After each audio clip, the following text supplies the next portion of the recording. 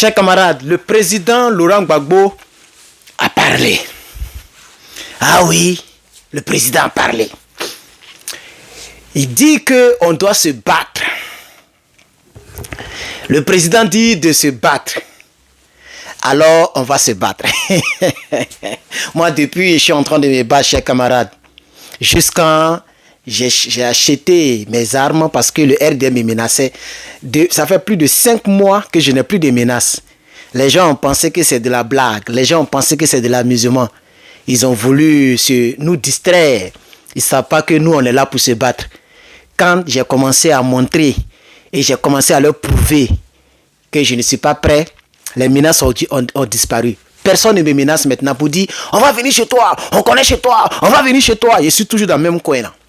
Ça n'a jamais changé. Je quitterai ici lorsque j'ai envie de changer de coin. Tu es garçon, il faut venir. Alors, chers camarades, avant de poursuivre les hostilités, on va regarder ceci. Nous rentrons dans une phase de combat. Chacun, à son niveau, doit se battre. Pour ma part, j'ai commencé.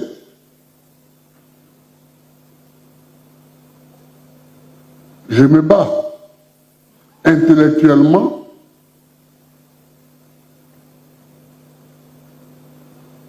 et bientôt, ce sera physiquement en faisant le tour.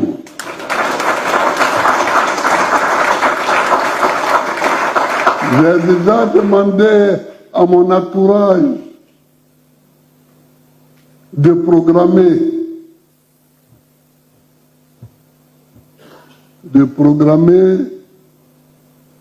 les tournées que je vais faire, les rencontres, les meetings que nous allons faire. Mais il faut se battre. Et comme je l'ai dit, moi, je suis dévoué corps et âme à la bataille. On n'a jamais fini de se battre. Vous voyez, en 91, on a proclamé le multipartisme en 90. J'avais produit des ouvrages quand j'étais en exil. Mais en 90, le multipartisme est proclamé et le premier ouvrage que je produis s'intitule « Agir pour les libertés ».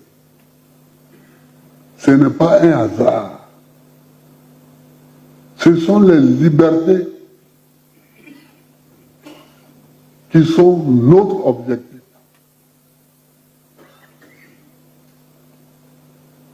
Ce sont les libertés qui sont notre objectif. Et tous ceux qui tuent les libertés sont nos adversaires. Tous ceux qui tuent les libertés, ne l'oubliez jamais, ce sont nos adversaires. Pourquoi on arrête de social Rodin? Pourquoi? Parce que les gens crient que la vie est chère. Mais en fait, sinon dans le monde, on arrêterait tout le monde. Puisque partout, il y a des manifestations contre la vie chère.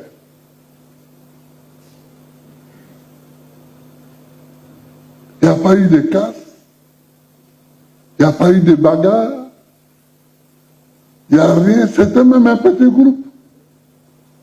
Il dit on a faim. On a faim, ça amène en prison. On a faim. Alors, vous venez d'écouter le président Laurent Gbagbo qui a parlé. C'est vrai qu'à l'entame de la vidéo, j'ai fait un peu de housse, mais ce n'est pas de ça qu'il s'agit en réalité. Mais quand le président dit chacun doit se battre, mais il a raison. On doit se battre parce qu'il faut que Alassane Ouattara Draman et son groupe sachent que le pays là ne leur appartient pas. Ou si vous voulez, le pays ne leur appartient pas à eux seuls. C'est pour tout le monde, c'est pour tous les Ivoiriens. Vous voyez, on ne peut pas prendre un certain cuibier et l'imposer comme président de la commission électorale indépendante, par exemple. Parce qu'en réalité, l'année prochaine, cuibier, son mandat est fini. Oui, normalement, son mandat est fini. Quand on veut fouiller, son mandat est fini. Cuibier doit quitter là où il est. Ça, c'est le premier point. C'est la première des choses que je voudrais pointer du doigt. Maintenant, en ce qui concerne le problème en Côte d'Ivoire, le président Laurent Gbagbo veut passer à une seconde phase qui consiste à aller, vous l'avez entendu, hein, c'est pas moi qui l'ai dit, qui consiste à aller de lieu en lieu pour expliquer aux Ivoiriens, pour parler aux Ivoiriens, pour dire aux Ivoiriens ce qu'il en est. Mais les Ivoiriens savent ce qui se passe. Les Ivoiriens savent ce qui se passe. Mais pourquoi le président lui-même veut se lever pour aller parler aux Ivoiriens? Malgré que les Ivoiriens savent ce qui se passe, c'est une manière de leur dire que j'ai besoin de vous. J'ai besoin de vous en tant que celui que vous aviez voté en 2010. J'ai besoin de vous pour me remettre au fauteuil, quel que soit le prix qu'il faut payer. Parce que c'est une injustice. Ce qu'ils sont en train de faire là, c'est une injustice, le pouvoir de Alassane Dramane Ouattara. C'est une injustice totale. C'est une injustice totale, chers camarades. On ne peut pas enlever le nom du président Laurent Gbagbo sur la liste électorale. C'est pas possible, chers camarades. C'est simplement pas possible. Le président Laurent Gbagbo n'a pas cassé de banque. Tout a été expliqué, même quand il a fait sa parution avec Alain Foucault. Quand il a fait sa parution, il a réexpliqué les circonstances qui ont poussé le président à non seulement naturaliser la banque en question, mais à prendre, parce que les gens ne voulaient pas, les gens voulaient que le peuple se retourne contre le président. C'était le but, de Dramane Ouattara qui a mis l'embargo sur les médicaments. Mais le malade qui est malade avant les élections, il était à l'hôpital. Il a quoi à voir avec les élections? Les gens qui sont blessés, les Ivoiriens qui sont blessés dans affaires de marche, etc., ou dans les tirs, etc., n'ont pas droit aux médicaments. Dans un pays en conflit militaire, on peut pas. Et c'est avec ce genre de personnes que les Soros se sont amourachés et on vient me dire que non, ce sont les enfants de cœur, mais ils ont été blagués. Quelqu'un qui coupe, qui met embargo sur les médicaments dans un pays. Comment nos frères nordistes peuvent-ils faire confiance à un tel homme pour être un bon président? Et aujourd'hui, on vous chicote. Ils ont chicoté une femme guinéenne. Ils ont filmé ces grosses fesses-là pour mettre sur Internet.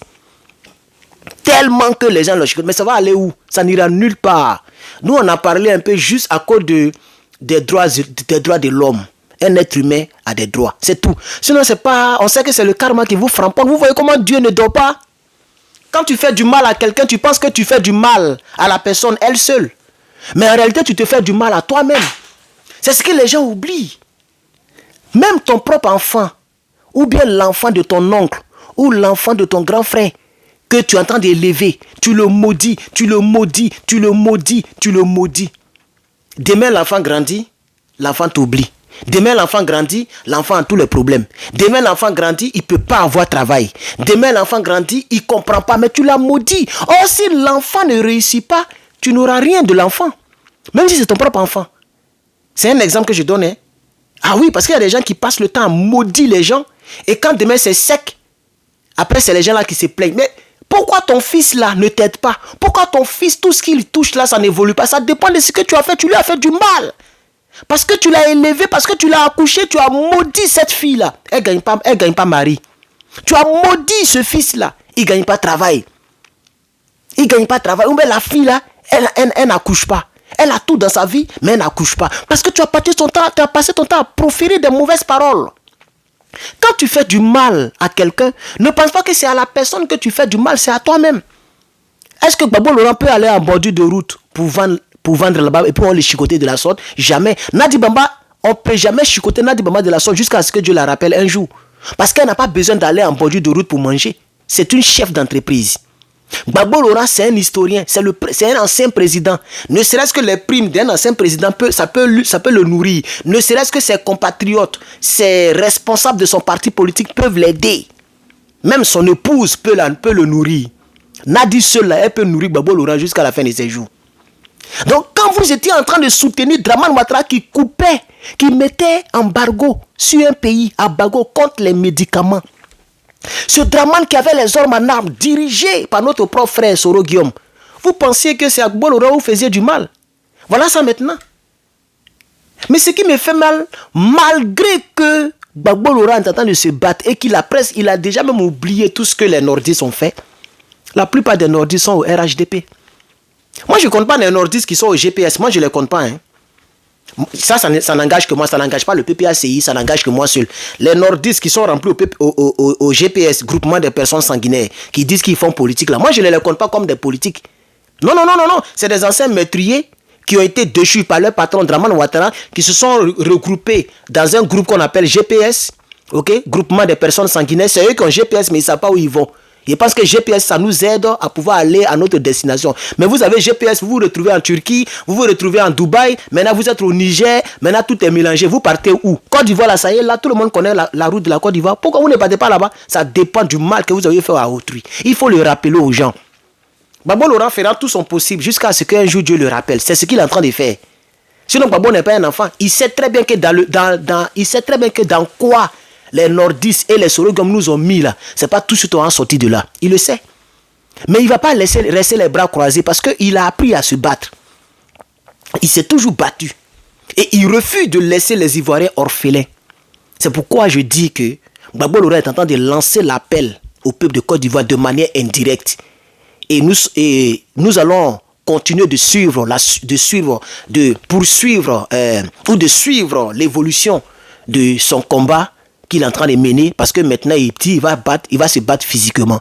Pas pour aller faire palabre comme tout à l'heure, j'ai fait ous. Non, pas pour faire alors, ça, de nos jours, ça ne marche plus trop. Nous, on fait ça comme le sport. Moi, depuis la Côte d'Ivoire, hein, vous voyez même ma ceinture ici, non? Voilà. Donc, depuis la Côte d'Ivoire, j'avais toujours ma ceinture marron. Mais je refuse d'aller faire des trucs de kata pour arriver au noir. Parce que là-bas, il y a des choses bizarres que je n'ai pas envie de vous expliquer ici, spirituellement, qui ne sont pas trop bons, surtout pour un enfant de Dieu. Donc, j'ai refusé ça. Mais je fais ça comme le sport parce que je ne vais pas perdre mes petits trucs, mes petites connaissances. Au cas où quelqu'un tombe sur moi et que je n'ai pas mon arme à côté, il faut au moins que je me défende. Et puis, c'est même pas ça seulement, juste pour la santé, pour me sentir dans le pays. Quand tu finis quoi, c'est vrai que ton corps te fait mal, mais après, tu te sens bien. Donc, battons-nous dans la vie, chers camarades peuples d'Afrique. Battons-nous aux côtés du président Laurent Gbagbo. Je suis vraiment le patriote et voici un peu l'informalise du jeu, c'est-à-dire l'analyse de l'information que j'avais créée. N'oubliez pas le mot, l'infonalyse. Voici l'infonalyse du jour. Le président Laurent Gbagbo a décidé de se battre pour que Dramane Ouattara sache qu'il a en face de lui des gens qui sont courageux, même si l'injustice est grandiose, parce que vous voyez qu'il y a des gens qui sont nés en 1900 et qui sont encore sur la liste électorale. 1900. Il y a des mamans qui ont des enfants, 500 enfants, de même père et de même mère. Ça, c'est vraiment extraordinaire. Il y a des centenaires. Il y a plus de 4000 centenaires sur la liste électorale. Vous voyez? Donc, c'est dommage parce que dès que les élections vont commencer, Dramane a déjà gagné, malheureusement. Mais c'est le peuple de Côte d'Ivoire qui peut changer les données. Hein. Tant que le peuple de Côte d'Ivoire se retrouve dans l'affaire de Djeneba, c'est Djeneba qui va nous djénébaliser. Moi-même, j'aime Femme Djoula. Femme Djoula. Voilà, j'aime Femme Djoula. J'aime même femme musulmane même. La femme musulmane même, là, je l'aime. Plus que même les femmes chrétiennes, nos sœurs chrétiennes, là. Voilà, donc j'aime Djeneba. Mais je vous dis ici que je n'ai pas écouté le son de ce gars-là. Je n'ai pas encore écouté et je refuse d'écouter cela. J'ai mes raisons. Hein. Allez-y, écoutez vos débordements. Comme c'est ça qui peut sauver la Côte d'Ivoire. Moi, je préfère défendre le Burkina, défendre les gens. Je ne suis pas là pour écouter Djeneba. Voilà. Non. Moi, je n'écoute même pas musique. Là où je suis arrivé, là, je n'ai pas envie d'écouter. Je n'écoute pas musique pour le moment. Il va arriver un moment où je vais écouter la musique et je vais m'y rattraper. Mais pour l'instant, je ne peux pas écouter Djeneba. Continuez à prendre 10 téléphones, 20 téléphones pour donner des vues à des Bordeaux. Donc vous pouvez faire ça. Et vous ne le faites pas pour l'Afrique. Vous ne le faites pas pour le combat que nous faisons. Vous voyez, non? C'est dommage pour l'Afrique. C'est dommage. Donc vous avez Internet, vous avez les passes. Et vous venez nous fatiguer. Ah Herman, tes vidéos sont longues, on n'a pas passe. Je vais recommencer tous mes directs bientôt. Mes directs que je faisais là, je vais recommencer.